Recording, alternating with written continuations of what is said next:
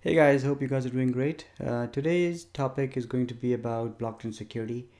I'll be sharing with you my thoughts on the blockchain X.0 phases, the different phases this technology is going to go through.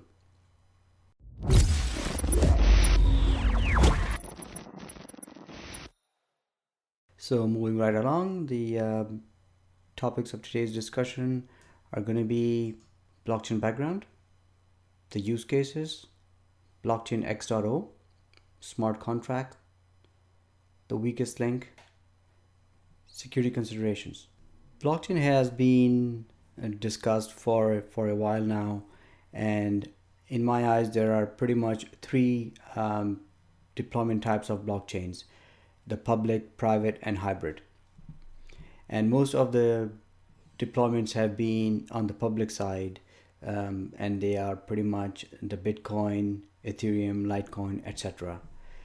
Blockchain has been discussed for a while now, and in my eyes, there are pretty much three deployment types of blockchains: the public, private, and hybrid. And all the use cases of the public blockchain have been in the area of cryptocurrencies. Besides the cryptocurrencies, there has been no major uptake of the private deployment of the blockchain by the enterprises. Anywhere I go these days, the discussion always evolves around, and a lot of people are talking about blockchain as a godsend. It is a cure for all problems. It's going to solve all issues, and it's going to solve world hunger, and world is going to be a pretty place once everybody starts using blockchain. So the truth is, blockchain technology was introduced in 2009, and since then there has been no other massive use of it besides the cryptocurrencies. As I said in the previous slide, its only use case has been cryptocurrencies. Anywhere else, everybody's just trying to see what it is, but the snake oil salesmen are pretty much trying to sell it for anything and everything. So it is key that before you embrace the blockchain technology, you look at what requirement is it addressing. Is there a requirement for you to go to blockchain at all? So don't just go into it just for the sake of it. There are enterprises who are conducting proof of concepts on blockchain, and which is okay. They can do what they want, but right now the industry is looking at pretty much blockchain is like a hammer, and everything looks like a nail. So anything and everything, blockchain is going to solve. Blockchain X.0.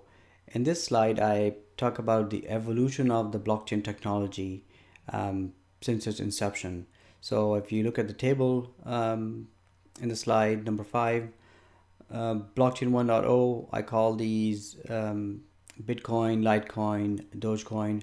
So these were the first incarnations of blockchain, and the main use case of blockchain or the cryptocurrencies, hence the Bitcoin, Litecoin, and Dogecoin. The next phase, I would call it, is a blockchain 1.5, which improved on the blockchain 1.0 technologies by introducing privacy into the mix. Because in blockchain 1.0, everything was transparent. Although people said the transactions on the cryptocurrencies were anonymous, they were not really anonymous. They were pseudonymous, where if somebody knew the public address of someone, then they could pretty much track where they were sending money, where they were receiving money from. But even in that blockchain 1.0 era, if you were not using the same address all the time, then you could pretty much obfuscate that activity. But the key was that you had to make sure that you used new address for every transaction.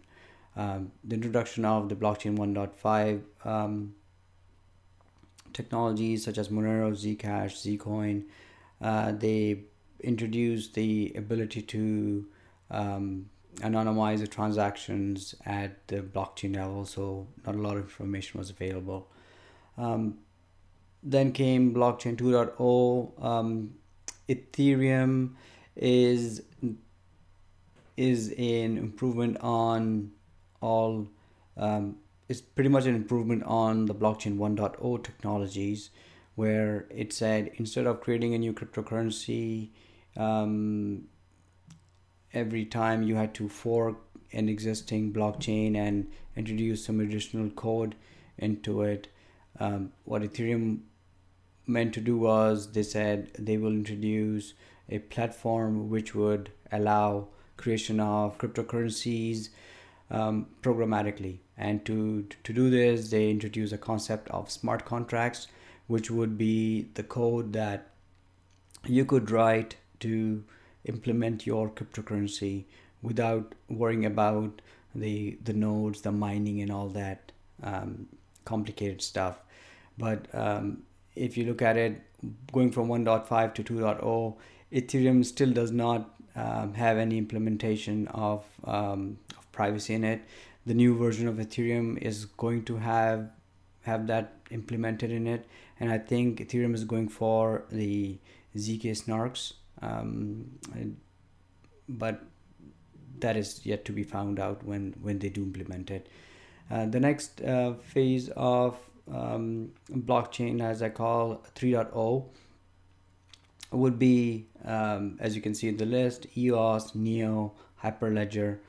So these are an improvement over Ethereum, where Ethereum introduced its own programming language called Solidity, which has its own issues. But EOS and Neo said, okay, we will allow a whole bunch of existing smart contract languages to be used, such as C Sharp, Java, JavaScript, or whatever you want to use. So EOS has a bunch of languages it supports out of the box. There's some that are being worked on. Same thing with Neo, and same thing with Hyperledger. The next evolution in my eyes is the blockchain 4.0, where we have technologies like Polkadot, Definity, Tezos, which are pretty much introducing more concepts on the platforms that blockchain 3.0 has already introduced. So intra-blockchain operability, uh,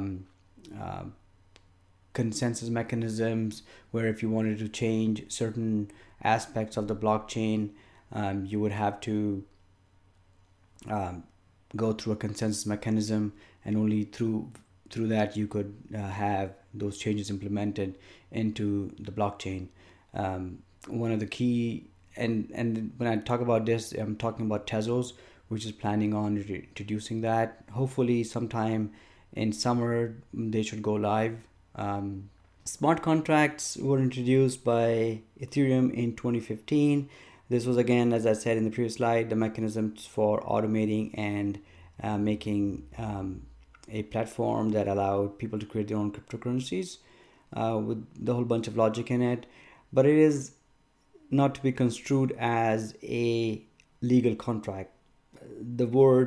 The usage of the word smart contract came about when Vitalik Buterin was doing some work on another fork of a blockchain for a project, and they had to write some code for that, and they said we call it a smart contract because it was pretty much automating some activity, and hence the name smart contract was coined, and it struck that way. But what's confusing is that people seem to be thinking of a smart contract equivalent to a legal contract.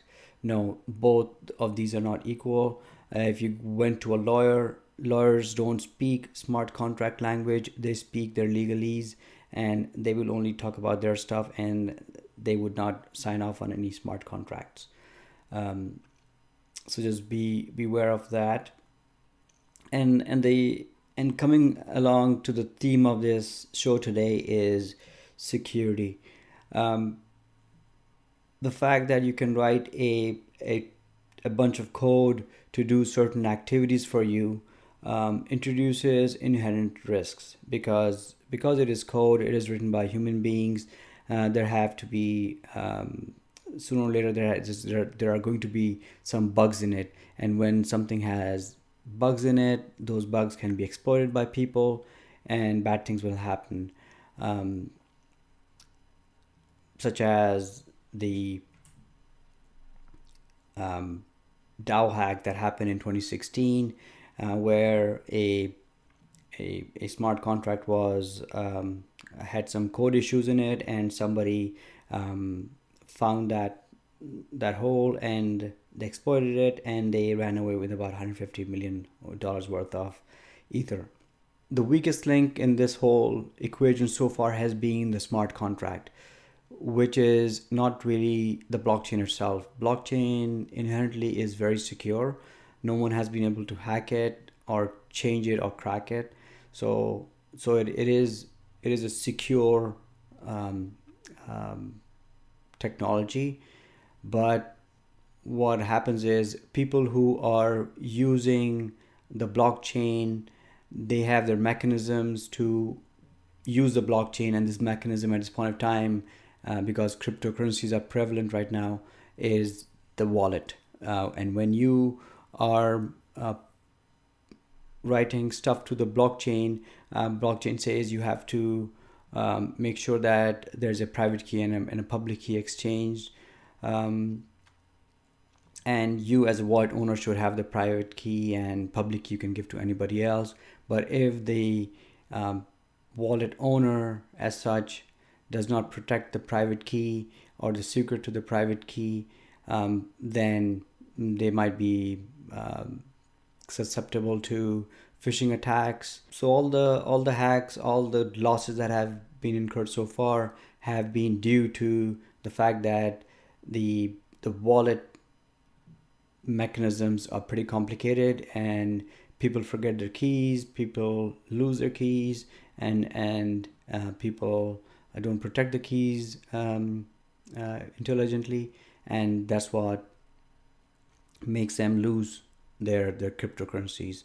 But in a real use case, what one has to look for in a blockchain from security perspective are some of the things that that any security practitioner would be looking at in any kind of a deployment. So as the blockchain platform get more complex, the threat vectors also increase exponentially. So we need to focus on these areas as I've listed below. Cryptography is the key. The consensus algorithms, the identity, authentication, authorization, code development practices, data integrity, encryption mechanisms, incident response. So coming to key management, as I said before, your wallet, when you're using your wallet, your keys are very important. So you have to protect your private keys. The other piece is, when you are creating the blockchain itself, there's a key ceremony required for that to generate keys for the blockchain itself. And if that mechanism is weak, then you're going to have issues. What kind of encryption are you using in the blockchain? That is key as well. What kind of hashing functions you are using in it, and all this is tied up together in a nice package via the consensus algorithm. So if the consensus algorithm has flaws in it, then everything else is going to get messed up as well. So you have to make sure the consensus algorithm that you select, you do your due diligence in selecting the consensus algorithm and its implementation. So again, consensus algorithm in its own right is a piece of code which needs secure development practices such as code review, code testing, um, black box testing, white box testing, all kinds of stuff that goes up with any code. So you have to make sure that you have that bulletproofed. The next piece is identity. As the blockchain platforms advance and they become more complicated, and this is not really an issue at this point of time in Ethereum, but EOS, and then the new platforms are introducing it, and the idea about authentication. So the machines or the users need to have authentication implemented, and again you have to make sure the authentication is strong authentication. You don't lose credentials easily. The authorization piece, to what level of access are you providing once somebody's authenticated into this blockchain environment? Then what is this actor able to do? Are they able to modify things, or are they able to read stuff? So authorization is important as well. So you need to keep an eye on the authorization mechanisms. I already spoke about code development practices. Data integrity is, if you are writing pieces of code into the blockchain, you have to make sure that data that is being written to the blockchain and being read out of it, its integrity is maintained. Currently in blockchains, you can't write a whole lot of data. You can only write very small piece of data to it, but it is a repository where you can make references to data in other repositories. So that's one area that you need to look at. Encryption mechanisms, as I've said before, that is key. You have to make sure you're not using weak encryption at all. And finally, the incident response. So whatever infrastructure you deploy for your blockchain, that is, if you do use blockchain for your organization, you have to make sure that you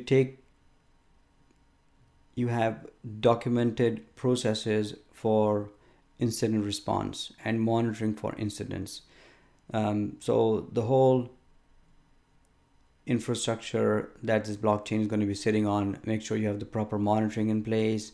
You have documented procedures for responding to incidents. You have intrusion detection, intrusion prevention mechanisms. So as you can see, the blockchain is no different from deploying any software in your, or any platform in your environment.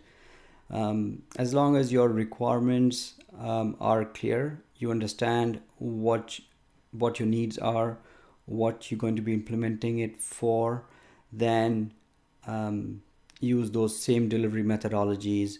The fact that you are deploying blockchain shouldn't really change anything for you.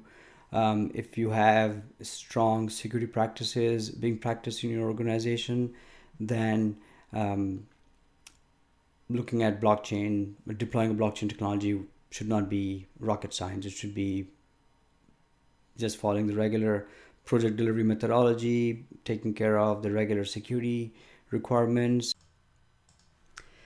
Hey everybody, hope you found the information I shared with you today to be useful. Please like, subscribe, and share the content in your social circles. If you want to contact me, my contact details are on my website, secunoid.com. The address is also at the bottom left hand corner of the slide deck.